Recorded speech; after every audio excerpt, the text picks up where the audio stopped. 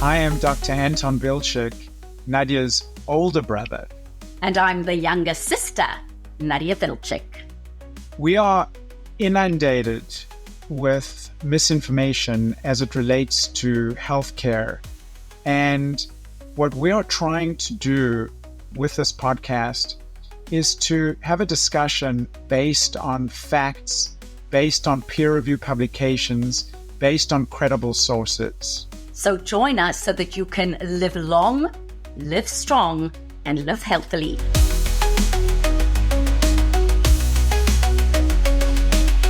And a very good Saturday morning, afternoon, evening, wherever you are and wherever you are listening to this. And if it's recorded, whatever time of the day or night it is.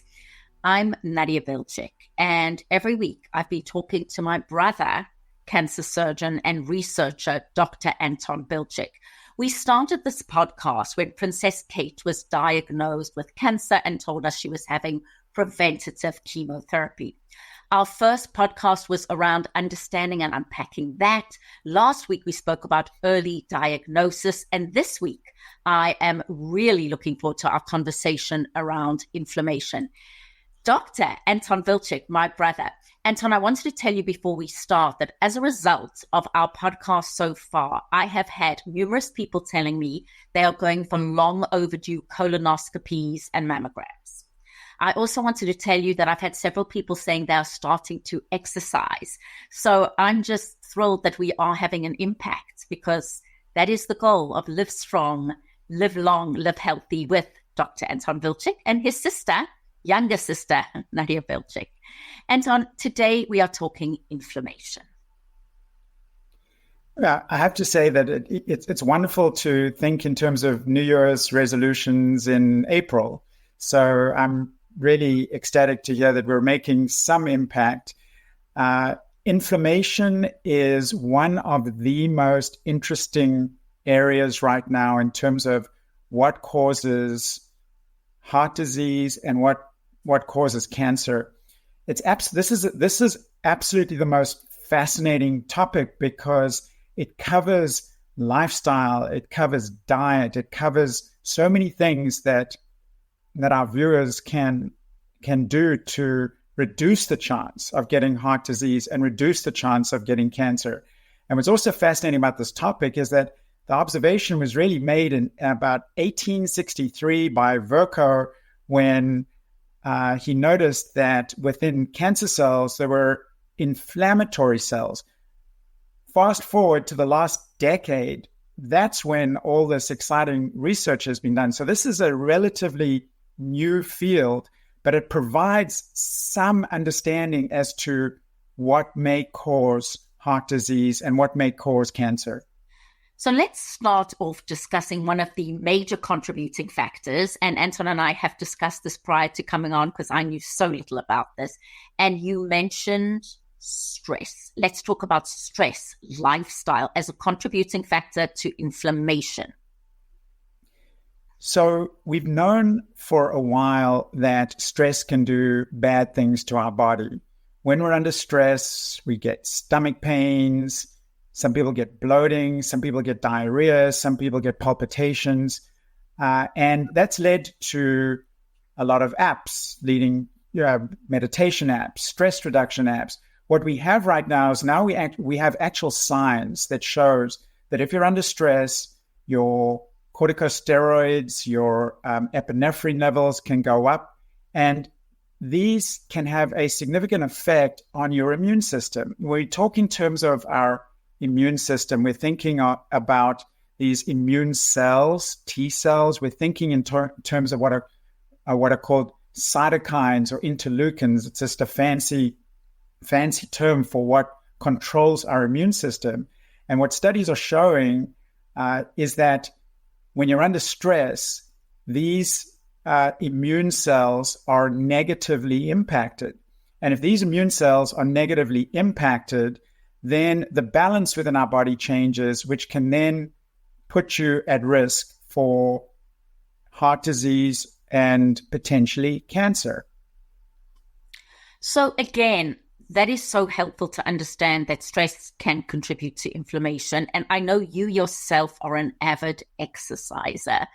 Let's talk to people today who are going, I am stressed. What are the first steps people can take? And I'm delighted to see that just take a moment before you answer the question. We are streaming live across X, Twitter, previously known as Twitter, Facebook, and LinkedIn. If you've just joined us, I am talking to my brother, cancer surgeon and researcher, Dr. Anton Bilchik.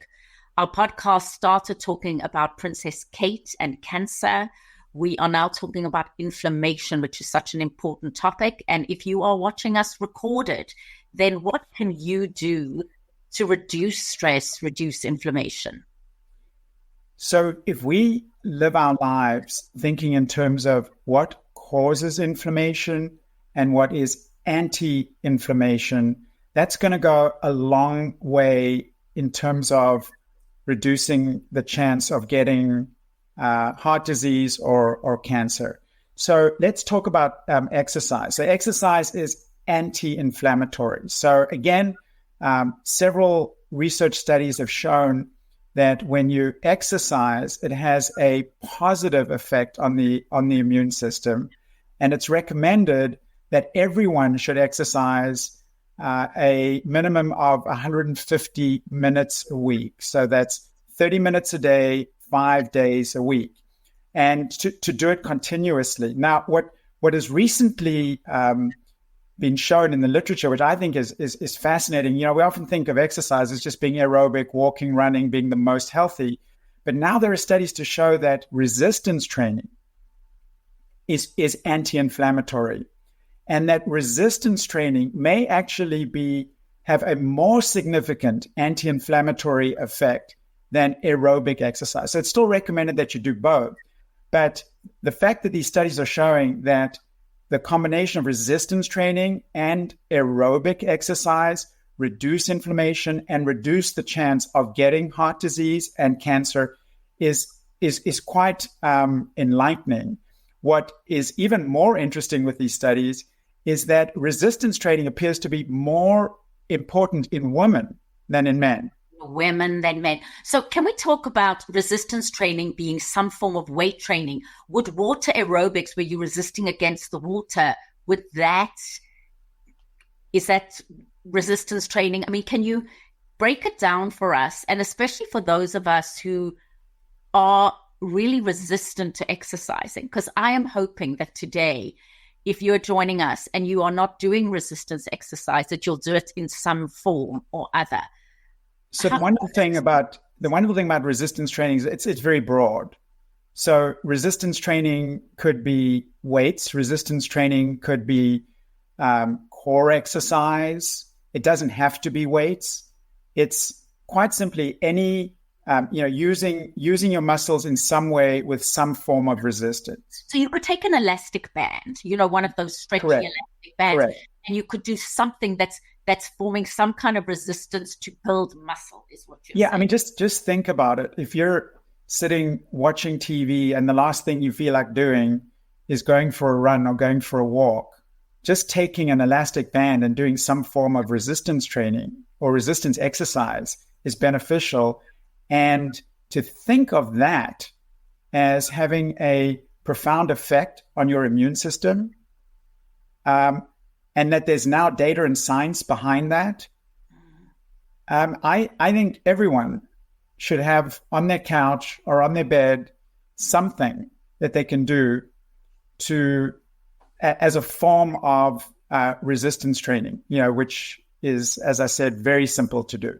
If you even, I mean, it's amazing. And because you think about how much, I don't know about people who are joining us today, but how much Netflix or streaming you watch. I certainly am definitely fall into the addict category. But if I just did push-ups on the back of my bed while I was watching for 5 minutes, that would constitute resistance training. That's resistance training. Doing a plank is resistance training. There is resistance training for everyone. We previously used to think of resistance training as lifting heavy weights. One has to differentiate between doing resistance training and exercise and too much exercise. So again, let's get back to this. What's anti-inflammatory and what's pro-inflammatory? If you do too much exercise and cause damage to your muscles, that's pro-inflammatory. So pro-inflammatory going to have a negative impact on the immune system. So no one should overdo it either. So we've touched on exercise, and that's a huge, we could do an entire podcast, of course, just on exercise, but we want to really give you as much information as possible in the time we have together. Let's talk about nutrition and food in terms of inflammation. Well, I think that this, again, is a fascinating topic. I didn't realize how significant food is, or what a major role food plays in inflammation. There's now level 1 evidence that eating too much red meat, processed food is pro-inflammatory. And level 1 evidence for those? Level 1 evidence means it's the most, that the science is so strong behind it. We talk about level 1, 2, 3, 4. Level 4 is kind of if, maybe, but don't know. Level 1 means it's been looked at scientifically so thoroughly that no one should be having red meat every day. Processed food, try and avoid it. I mean, not only is it pro-inflammatory, but processed food likely contains toxins. So when we think of processed food, polonies, when we think about looking at a label, things that have a multitude of ingredients. And again, what we're saying, probably most people have heard of, and in training, I talk about something called a BLO, a blinding light of the obvious. And just because it's a BLO doesn't mean that we do it. So if from today you go, I am really not going to eat processed food, meaning I am not going to go to a vending machine and buy a Twinkie. I don't know if Twinkies are available anymore, but the equivalent of a Twinkie, or really limiting anything that doesn't have whole ingredients is so essential. So the fascinating part of that is that you've got the obvious, which are vending machines, but then you may not realize that foods that you think are healthy are processed. Like? So if you have a nutritional bar, that's I think one has to think in terms of pretty much things that we put in the microwave could well be processed. It's a very broad subject in terms of what constitutes processed food. And I think part of the problem is that we think we're eating healthy when those foods may be processed, or maybe have some chemicals, or may be in a container that contains something to keep it healthy for longer, or to delay it from going stale. I mean, I think that there's preservatives. And then you touched on this when we were having our pre-interview around the so-called Mediterranean diet in terms of being anti-inflammatory, and you found some fascinating things there. Yeah, I didn't realize that. I mean, I've always thought of the Mediterranean diet as being healthy, and everyone seems to be talking about the Mediterranean diet, and I think our viewers know what the Mediterranean diet is. Olives, fiber, healthy unsaturated fats, low in sugar. So I think everyone knows what the Mediterranean diet is. What is fascinating is that they've actually compared people taking a Mediterranean diet to a European diet or an American diet, and shown that the Mediterranean diet is anti-inflammatory, and actually there's a lower incidence of heart disease and cancer in people that eat a Mediterranean diet. What I also find fascinating about the Mediterranean diet is that it actually, part of the definition of the Mediterranean diet is a couple glasses of red wine. Not every day though, right? Well, they say red wine with meals. That's the classic definition of a Mediterranean meal. I mean, the Mediterranean diet, I certainly am not suggesting that one should have it every day or with every meal, but I just find it really interesting that red wine, because it contains something called resveratrol, is healthy on the heart, and again, going with the Mediterranean diet, anti-inflammatory. But what is what is fascinating about all this is that there's research and science behind the importance of the Mediterranean diet. As it's not just about a healthy diet that makes you feel better. It actually reduces disease. So again, it would be high in things like olive oil versus other oils, high in grains, high in vegetables, high in fruits, protein, but lean protein. Correct. And I love the idea of wine, although you have mentioned, and I listen carefully to everything you say, that alcohol is inflammatory, but a little bit of red wine can prove to be the opposite with food.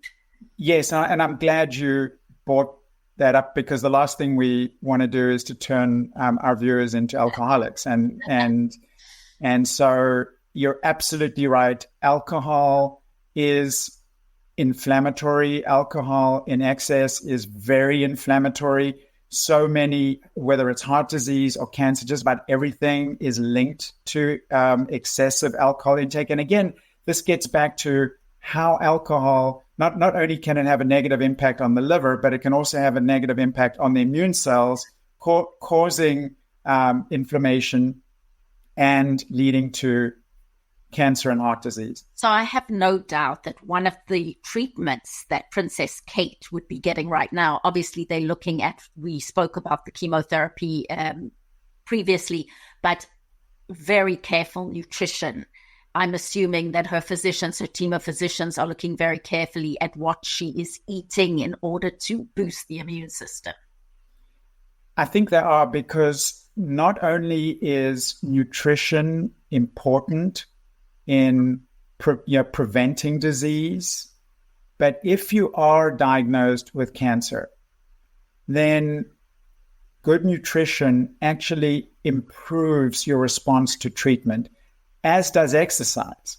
So anyone with cancer that's getting treatment, the last thing you want them to do is to stay in bed, not go out, be inactive.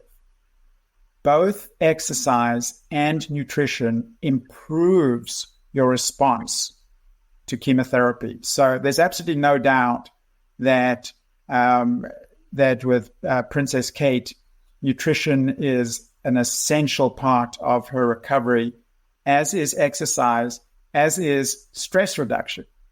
Which is why we haven't been seeing her appearing, and obviously she's really looking at her life and her lifestyle in order to get strong. But it's so interesting, Anton, because it still is fascinating people. I go to dinner parties or conversations and people are so intrigued. What does she really have? Is it abdominal? Is it ovarian? And until we know fully, it's not something. So I want to just say that's something we will continue to discuss as we hear news updates. But today, let's focus on the concept of inflammation, and then we're looking at a couple of other factors, environmental factors in terms of inflammation. When you spoke about environmental factors, help unpack that for us.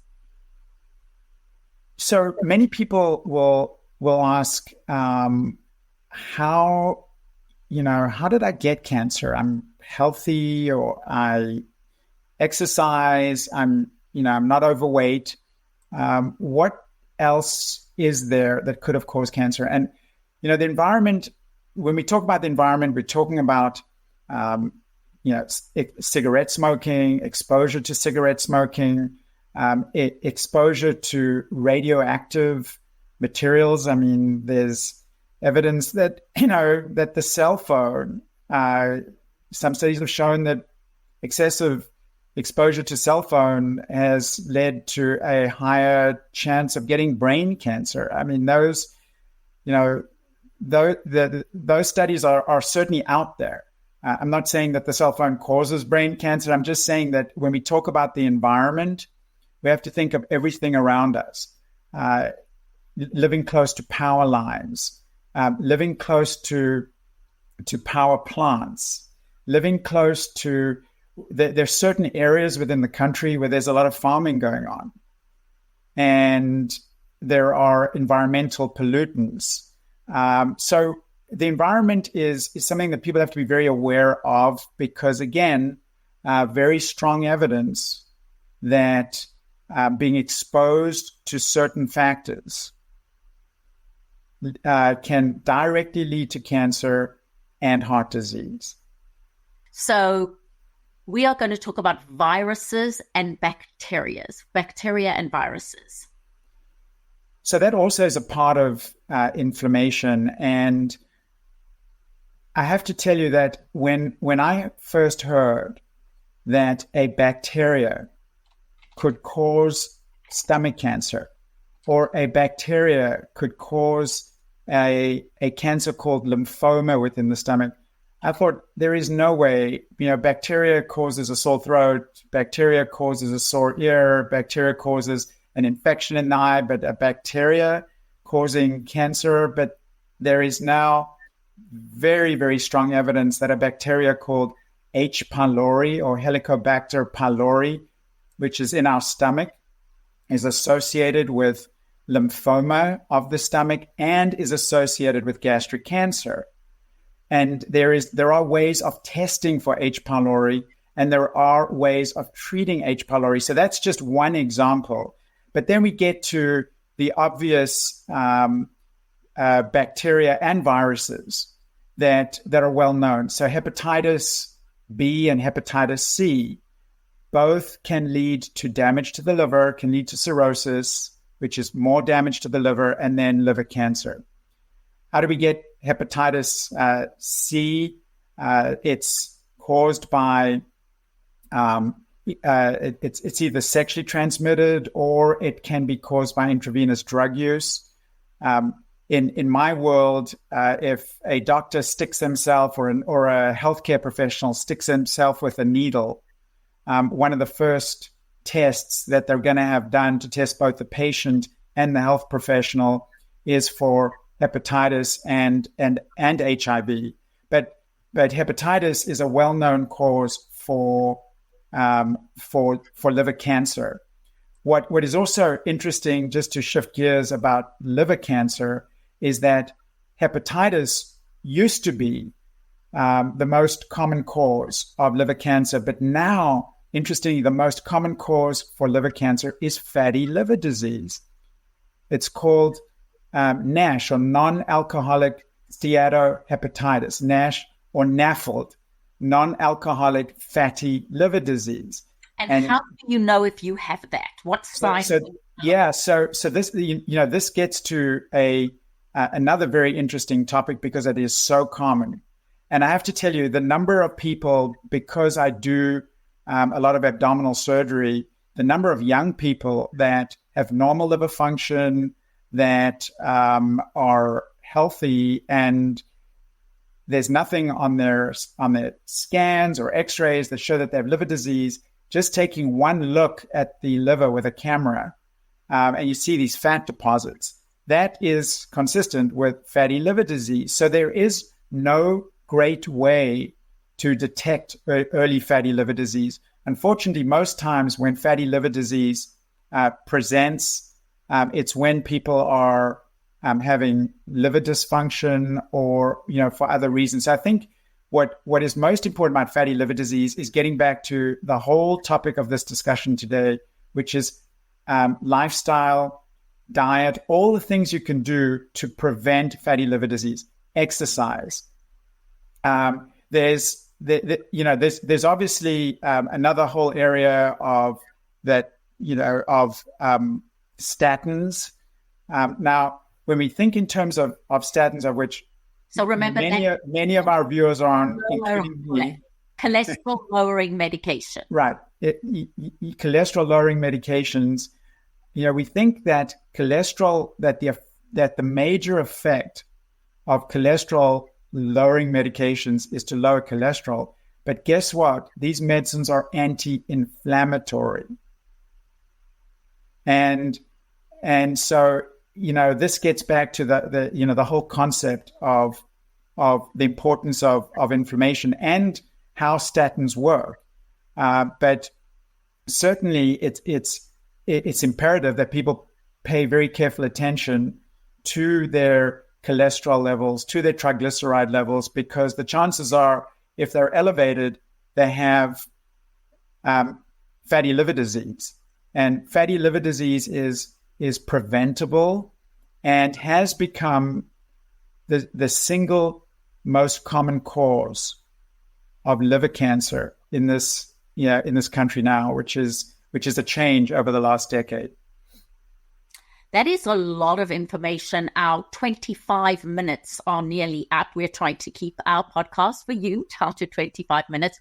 We will go a little longer because some questions are coming in. One of the questions is, Princess Kate seemed seemingly healthy. Which of these factors, and again, we are talking about supposition here because we don't know, contributed to her being ill because she appeared so young and healthy and trim and slim and exercise. So that's one question that's coming in. And another question that's coming in is, what about cortisone shots to reduce inflammation? So anything you want to answer around those, we can also hold it till our next episode. So to answer your second question first, we've got to think in terms of, and I'm glad you asked the question, because we've got to think in terms of acute inflammation. So acute inflammation, just hurting yourself, bruising yourself, that's not a cause of heart disease or a cause of cancer. What we're really focusing on today is chronic inflammation. Now, when you talk about steroids, which is prednisone, that's used for inflammation. People that have back pain or have some sciatica will go onto steroids because that is anti-inflammatory. But it's usually for a short period of time. There are some diseases where people are required to be on it for longer, and then it can have a negative impact on the immune system. So that's the second part of your question. The first part, and this gets back to Princess Kate, so many of these factors we've spoken about today are potential explanations. Obviously, we just don't know, and most times we don't know the cause of cancer. But the one topic we have not touched on today are these 2 trillion bacteria within our body, the so-called microbiome. Because the bacteria within our body communicate with the immune cells. And if there's dysfunction within the immune cells, there's probably dysfunction with the bacteria. And there are good bacteria and there are bad bacteria. And the good bacteria are helpful, the bad bacteria are not. And so somehow the disruption of the two may well have been, I'm not saying the cause in Princess Kate, but certainly that is a known factor as a potential cause for cancer and heart disease. Anton, my brother, Dr. Anton Bilchik, once again, just remarkable information. And we will continue over the next few weeks to unpack different things, different topics. I do want to say that this is information. Please, if you have any of these issues, go to your healthcare professional. Remember, we are doing this really to unpack some of the myths, to help motivate you to exercise more, to eat better, to do what is in your control, because it sounds like there are so many factors that aren't, but the question is what is. So I think the concept of biome, Anton, to discuss more.